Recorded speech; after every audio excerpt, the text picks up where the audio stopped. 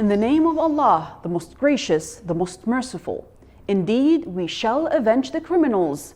This is how the leadership of the Iranian Revolution Guard Corps began its official statement on April 14, announcing the beginning of the True Promise operation carried out by the Airspace Force with support from other forces. Operation True Promise consisted of a broad military operation against targets inside occupied Palestinian territories with missiles and drones in response to the numerous crimes of the Zionist regime, including the attack on the consular section of the Iranian embassy in Damascus and the martyrdom of Iranian military commanders and advisors. Chief of Staff of the Iranian Armed Forces Major General Mohammad Bagheri detailed the retaliatory attack against targets in the occupied territories, saying that the Israeli regime failed to intercept Iran's projectiles. The strikes were designed to target a massive intelligence center in Jabal al-Sheikh on the border with Syria. The center relayed information that was used to attack the consular section of the Iranian embassy in the Syrian capital of Damascus. Among the targets was also Israel's Nevatim air base, from which the regime used its F-35 fighters in the crime committed against Iran's embassy. Chief Commander of the IRGC, Hossein Salami, gave his assessment of Iran's operation True Promise, saying if the Zionist regime targets any of our personnel, properties, and civilians, we will not hesitate to retaliate from our land. The operation could have been executed in much larger scales, but we decided to just focus on the Israeli targets that are used directly against us and our allies in the region. Based on our latest verified reports, the outcome was better than what was expected. I advise the Zionist regime to learn from its mistakes and stop repeating them. The operation helped us gain a lot of information about their defensive measures, and if they retaliate, our next response will be much larger. Whoever followed the events from their beginning and read the current True Promise developments on the military, political, economic, and social levels reached an inevitable conclusion: the demise of the Zionist entity first, and the disintegration of the global system of evil second. On April 14, there were no gray areas. As direct players, you were either rubbing the nose of Zionists from all capitals of the resistance axis, or you were an abhorrent entity protecting the cancerous, vile Zionist regime who had been involved in incremental genocide since October 7, 2023. And as spectators, you either supported the resistance celebrating the strike on Zionist Israel for Gaza first and foremost, or you were an appeaser and agent, rushing to downplay the event, mock it, or call it a theatrical performance. You are either a free human or a tormented, shackled soul that will never taste dignity, glory, and the certainty of victory. Welcome to the Mideast Stream. I'm Marwa Osman.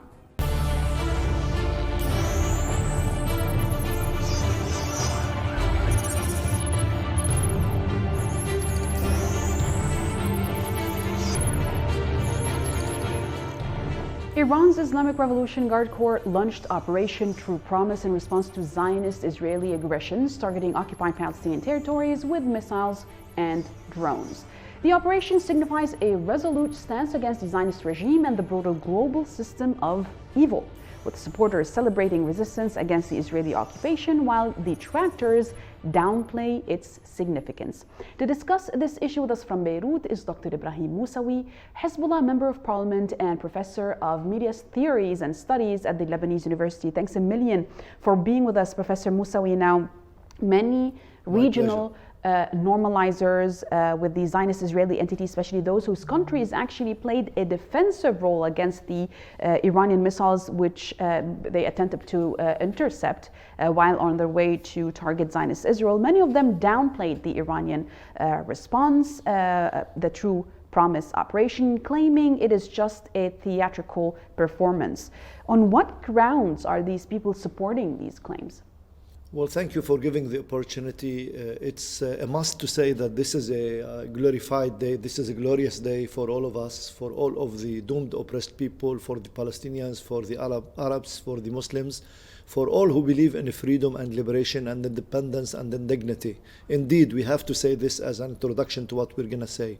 Those who are downplaying or downsizing the achievement, the significant achievement, and I insist the significant achievement by the Islamic Republic of Iran and the Revolutionary Guard against the Israeli existence, against the Israeli entity, they are either one of two cases. They are collaborators with the enemy at one side, or they are people who have this very, if you want to say, complex of inferiority against the West and against Israel.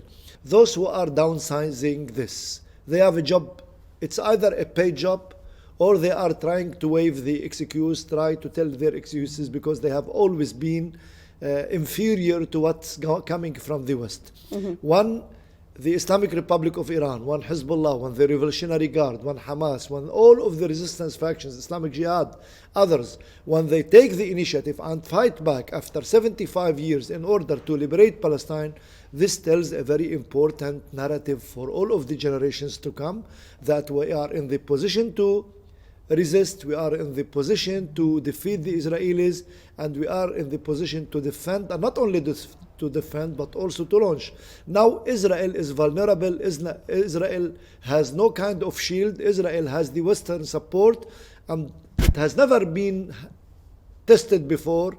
It has never been witnessed. This is where the upcoming... It has never been witnessed before that Israel is so open and vulnerable and very... Which, by the way, Dr. Moussawi, it might put Israel in a position where it can go all ballistic on everyone. And this is my question for you, because what comes after this Iranian retaliation is either just a slap in the face of the Zionist entity, which they take, they swallow, and they sit, or they go ahead and do an uncalculated, if I may, attack against Iranian soil, which would no doubt ignite the entire world, not only the region of West Asia, but the entire world. Actually, I'm interested in this second option. How do you see the possibility of that option, especially this week? Not very likely, actually. It might happen. I don't want to say this cannot happen. I cannot negate or say it's negative 100% that Israel wouldn't do it. But I tell you one simple thing. Now, the United States, Washington has taken the initiative. Washington has the upper hand. Washington has told Israel not to attack back against Iran. Why? Because Washington loves the human rights, because Washington respects the peoples and governments and the sovereignty of states? Of course not. It's because they have made their own calculations and they know what kind of consequences and repercussions might happen. First, this is a very sensitive juncture of time because Biden is on the running for the elections. Second, the United States and the West haven't recovered from the continuous and permanent defeat that is taking place in the Ukrainian war against Russia. Third, they don't want to have any destabilization in the regional order now, especially that Iran has the upper hand. They have to understand they are colonial powers. They came here thousands of miles away in order to exploit our fortunes, in order to colonize our people, in order to make the theft of our oil and of our land and of so different resources in the region. We are the people, we are the indigenous people, we are the owners of the land, we are the owners of the history, we are on the right side of history, and that's why United States don't want to go into this kind of war. If they made if they made this kind of miscalculation, if Netanyahu did it, then we are going to witness unleashing powers. And Iran has made it very clearly, if they do it, they are going to retaliate 10 times than they did now. I don't believe that Israel is ready for that. I believe most likely they are going to swallow it, and if not, they want to do any symbolic things just to say that they have done something back, and they didn't swallow it completely. And it's something that is unprecedented on all levels, not with the Iranian retaliation alone, because during the early hours of Sunday, April 14, Professor, as spectators, we all saw that the entire axis of resistance was actually involved in that retaliation in one way or another, but we were not really able to follow everything that was happening because it was immense and in a very short period of time. Can Can you clarify what was the role of each of those Operation True Promise actors briefly, please? Well, actually, my understanding is that they were all on high alert, but none of them has interfered. Actually, there is a continuous engagement. For example, take South Lebanon, for example. There is a continuous engagement, and it continued. It didn't stop. But the very important thing is that the people of Gaza, who have been under, since almost 200 days under this continuous barrage of Israeli attacks and the continuous and permanent presence of the drones and the war jets and their air, they were happy because they have taken a kind of holiday vacation. It was calm for the first time in 6 months, wasn't it? Exactly. This is one thing. The other thing is that the importance of this attack by the Revolutionary Guard in Iran is that it has been done solely by the Islamic Revolutionary Guard.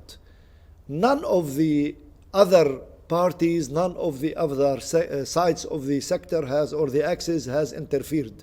Not in Yemen, not in Lebanon, not in... This is very telling. Iran wanted to tell the whole world that it's going to defend its soil by its brave soldiers, by its brave Revolutionary Guard members, by the will and the determination of Iran. This is one thing. But all of those on the axis, all of the ribs of the axis, they were ready and they were on high alert to interfere at any time because they are fighting as an axis and they continue to fight as an axis. Well, we will continue talking about this in the second half of the show. Now, please stay tuned because next we are going to talk about how this unprecedented slap to the Zionist face will change the face of the region.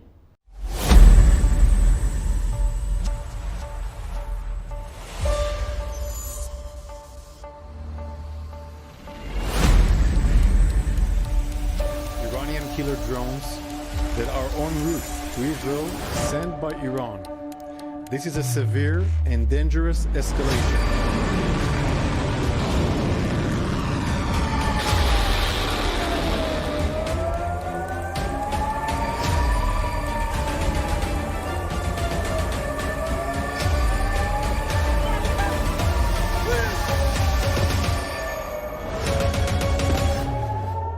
Iran's recent unprecedented military operation on Zionist Israel is no doubt a pivotal moment in Middle Eastern geopolitics. It emphasizes the strategic significance of the attack, showcasing Iran's military capabilities and its determination to reshape regional power dynamics.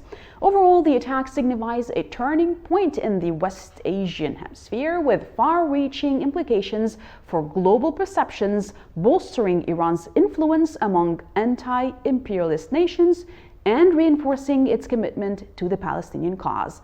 More details in the following report.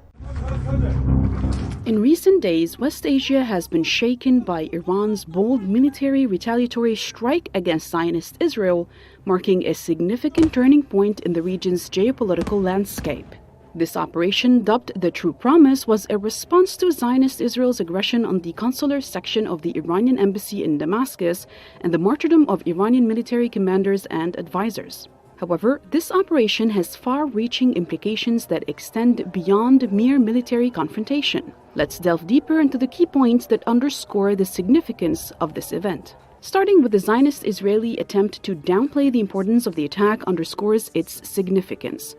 Contrary to Zionist Israel's narrative, the strike holds immense military and strategic value, showcasing Iran's capabilities and resolve to defend its own interests and its allies in the region. Iran's operation has also ushered in a new era, challenging the traditional power dynamics in West Asia. By successfully executing this retaliatory attack, Iran has established a new equation, signaling to regional actors that it possesses the means and determination to reshape the balance of power. Iran's operation has also bolstered Iran's position in the eyes of anti-imperialist nations and individuals worldwide. Through its decisive response, Iran has demonstrated its commitment to defending oppressed populations and challenging imperialist aggression, thereby garnering support and admiration from like-minded entities, all evident by the exploding social media posts from all across the world as the operation was underway. Iran's strike now serves as a powerful assertion of its unwavering support for the Palestinian cause. By directly targeting the Israeli occupation with a projectile of advanced ballistic and hypersonic missiles, Iran has reaffirmed its commitment to standing alongside the Palestinian people in their struggle for justice and liberation. All of the above could not have been possible had it not been for the Islamic Revolution leader Ayatollah Sayyid Ali Khamenei's decisive leadership in authorizing the retaliatory attack, which has garnered widespread acclaim both domestically and internationally. His unwavering commitment to defending Iran's interests and confronting aggression has solidified his position as a revered figure in the region and beyond. It is safe to say today that Zionist Israel's decades-long boast of invincibility has been shattered in the wake of Iran's attack. The Zionist regime's inability to prevent or adequately respond to the strike has exposed its vulnerabilities, leading to a decline in its perceived strength and credibility on the global stage. As the dust settles, the ramifications of this historic event will continue to reverberate across the geopolitical landscape, shaping the dynamics of the region for years to come. Now we are back with Dr. Ibrahim Moussawi, Hezbollah Member of Parliament and Professor of Media Theories and Studies at the Lebanese University. Dr. Ibrahim, thanks again. Now, how does Iran's recent operation, True Promise, on Zionist Israel challenge traditional power dynamics in the region of West Asia? And what are the implications of regional stability that the United States of America have been repeating for the past 3 days? After the 14th of April, now, as we say, there is the 7th of October before and after. We say the 14th of April before and after. Mm-hmm. Now we have a new Iran. Now we have a rejuvenating of the new face of Iran. Iran has ushered in a completely new geopolitical strategic era, not only in the region but in the whole world, because it's telling the whole world that all of your support that you have been funneling to the Israelis through 75 years, they meant nothing. The people in the region wouldn't accept its existence, and they are ready to hit back if the Israelis, if the Americans are continuing their aggressions in the region. This is one thing. The other thing, the geostrategic features and the geostrategic consequences of this attack will unfold on the political level, on the economic level, on the military level, on the strategic level, and we are going to witness little by little how the dynamics, the whole dynamics in the region are going to change. As you can see, there is a kind of dynamism that is accelerating in a very hasty speed in the region, and I believe this is going to continue. Always it will boil down to the interest of the people of the region, to the Islamic Republic, and to the axis of the resistance. This is something that we will all witness little by little, how the influence of Israel will diminish little by little, how the influence of the American hegemony will diminish little by little, and how the people of the region themselves, the indigenous people, will take the initiative and will continue to achieve more and more steps towards sovereignty, independence, and liberation. Well, Dr. Moussawi, Iran definitely, the retaliatory attack against Zionist Israel, it reinforces its position amongst the anti-imperialist nations in the world, and it also definitely reassures the commitment of the Islamic Republic of Iran towards the Palestinian cause as a primary cause for Muslims around the world. But how might, do you think, that influence the regional alliances and the regional conflicts as well? I mean, Iran does have alliances in the region, but it does also have foes. How is that going to affect this relationship?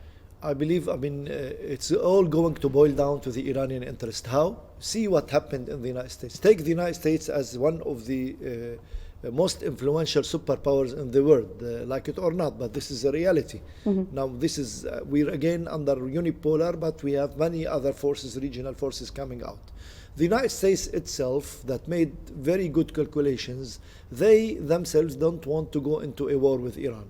They want to have a regional stability. They know very well that any war against Iran, it's not going to boil down to their interest, and it's going to boost more and more the Iranian position in the region and in the West Asia position. That's why I believe little by little they are going to realize that more of those who are going to make their own realistic calculations about what's happening, they are going to be more convinced to have good relations with Iran, and this is going to put Iran in a better position, will foster its achievements in the region, and it will make it a very important, pivotal, crucial force that many will come in order to have good relation with. One of the things that I want to talk about, the Iranian industry on the military level.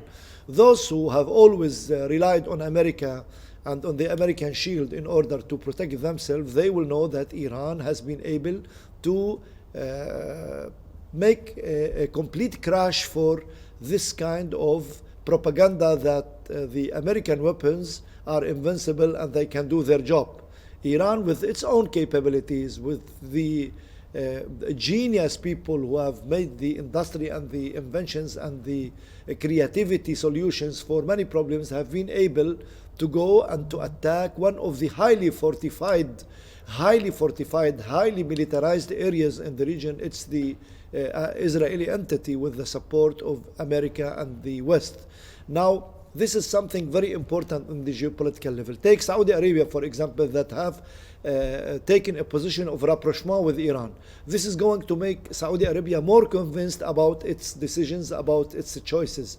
And this will push others who are going to make their realistic calculations that it's our interest to come and make a kind of relation, or at least not to go into a kind of a clash with Iran, at least to make into a kind of relation to pacify the region. I believe we are going to yield a lot of results. Iran is going to yield a lot of results. The axis of resistance is going to yield a lot of positive results on the coming future. Mm-hmm. Well, Dr.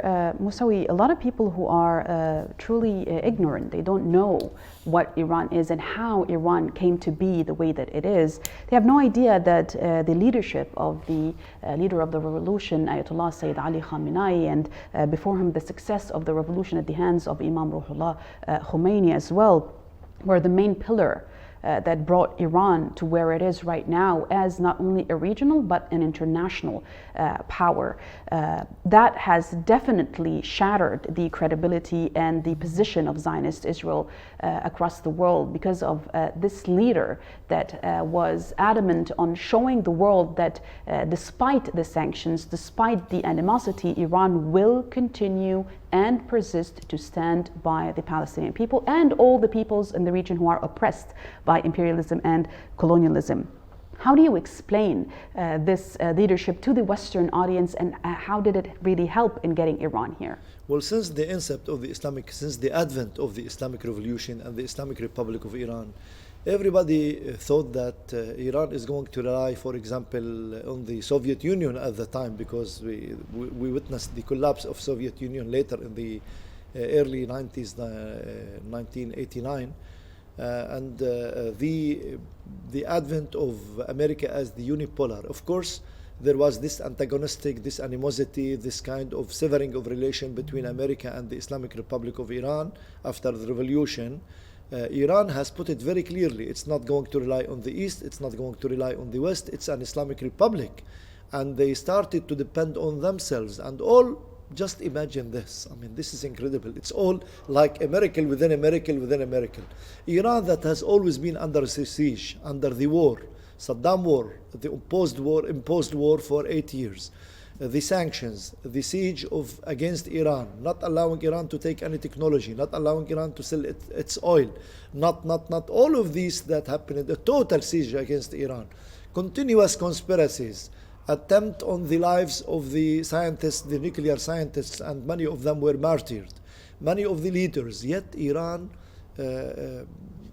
comes to the world with these significant achievements.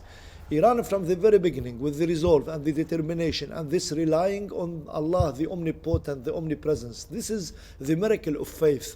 This is the rejuvenating and the revivalism of Islamism and of the religion, the role of religion in the life of the people that is ready to give all possible alternative against any challenges. This is the important thing that Iran has done under Imam Khomeini, under Imam Khamenei, and with this leadership, and with also the congregation and the support of the people towards this leadership. Iran, by itself, and with all of the siege and with all of the isolation and with all of the sanctions has been able to make all of these achievements. Israel, with all of the support, with all of the supply, with all of the Western power bringing arms to it, has not been able to defend itself. Just make this comparison and it will tell you a lot about something that the ordinary people, not only the ordinary people, all those who believe in the theories of liberalism and whatever, they should understand that we, the Muslims, believe that Allah is always there. Allah is the omnipotent. Allah is the omnipresent. It's the power of faith. And it's the power of faith. And faith brings this, along this miracles. surrender to Allah's will and determination that His will prevail, and the will of the believers of Allah will prevail, and all of those, the arrogance, the word arrogance, the colonizers, all of them will fail, inshallah. Well, Dr. Ibrahim Moussawi, Hezbollah MP and Professor of Media Theories and Studies at the Lebanese University, thanks a million for being with us to discuss this unprecedented victory in the region, especially at the hands of the believers who we were talking about just right now. Thanks a million for being with us. Hopefully, us, along with you, we will be able to see the liberated Al-Aqsa and the liberated oppressed people of Gaza as well, regaining their liberty and their dignity, inshallah, Azza wa Jal. Thanks a million for being with us. Ladies and gents, thanks for watching. Please do follow us on Telegram and on X, and we promise to always give you the latest updates from right here, West Asia, on Press TV's The Media Stream.